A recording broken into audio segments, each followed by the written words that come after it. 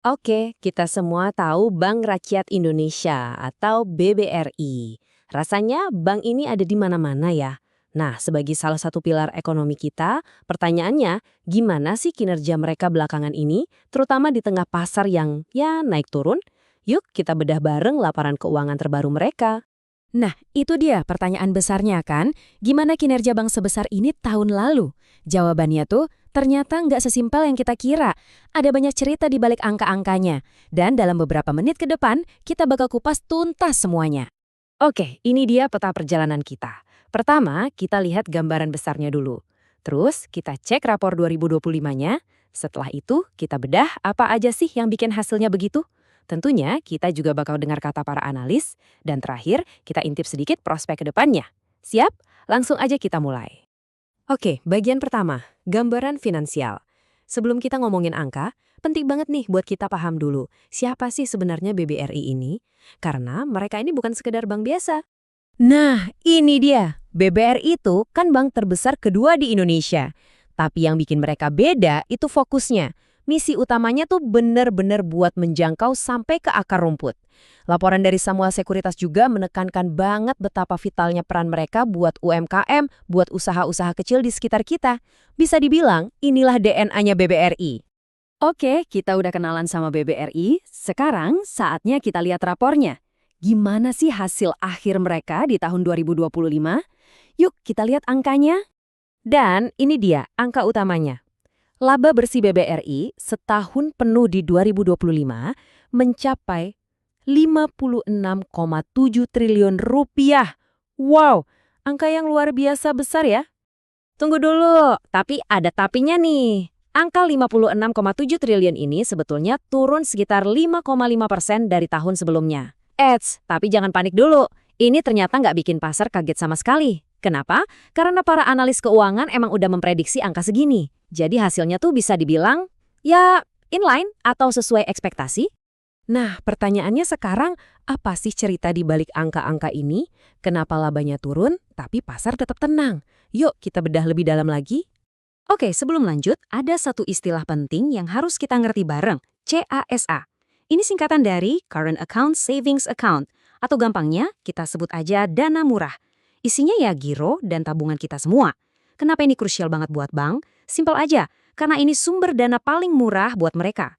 Semakin banyak dana murah yang dikelola bank, ya semakin sehat dan untung bank itu. Nah, dan disinilah letak kekuatan utama BBRI. Lihat deh, 71% dari total dana simpanan mereka itu datang dari CASA, dari dana murah ini.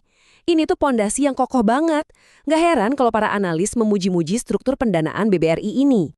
Oke, istilah penting kedua, NIM atau Net Interest Margin. Gampangnya gini, NIM itu margin keuntungan bank. Jadi selisih antara bunga yang mereka dapat dari kredit yang disalurin dikurangi bunga yang harus mereka bayar ke kita-kita yang nabung. Makin gede NIM-nya, ya makin untung banknya. Nah, sekarang kita sambungin ya. Karena BBRI punya porsi dana murah atau CASA yang gede banget tadi, akhirnya NIM mereka bisa bertahan kuat di angka 7,8%. Malah ini lebih tinggi dari target mereka sendiri loh. Jadi jelas banget kan hubungannya, dana murah banyak, margin keuntungan jadi sehat. Terus gimana soal kualitas aset? Nah, ini ceritanya agak unik.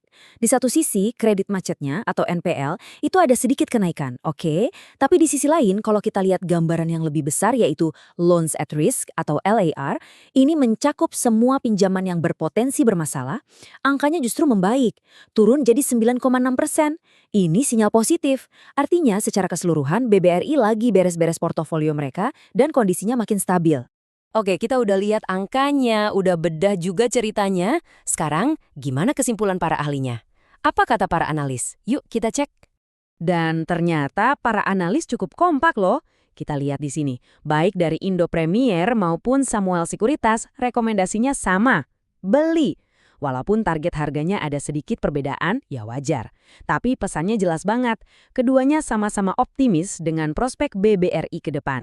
Cukup ya lihat ke belakangnya. Sekarang, kita putar haluan dan lihat ke depan. Apa sih yang bisa kita harapkan dari BBRI di tahun 2026? Salah satu argumen utama para analis itu ada di soal valuasi.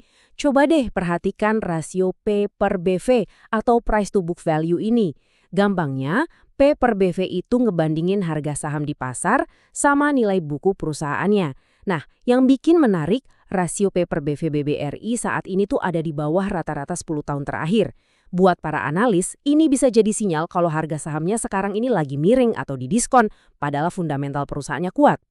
Nah, ini bukan cuma kata analis loh. Manajemen BBRI sendiri juga udah ngasih panduan buat tahun 2026. Mereka cukup percaya diri menargetkan pertumbuhan kredit antara 7–9%, NIM-nya dijaga tetap sehat, dan biaya kreditnya juga dikelola dengan baik. Ini nunjukin kalau dari dalam pun mereka optimis.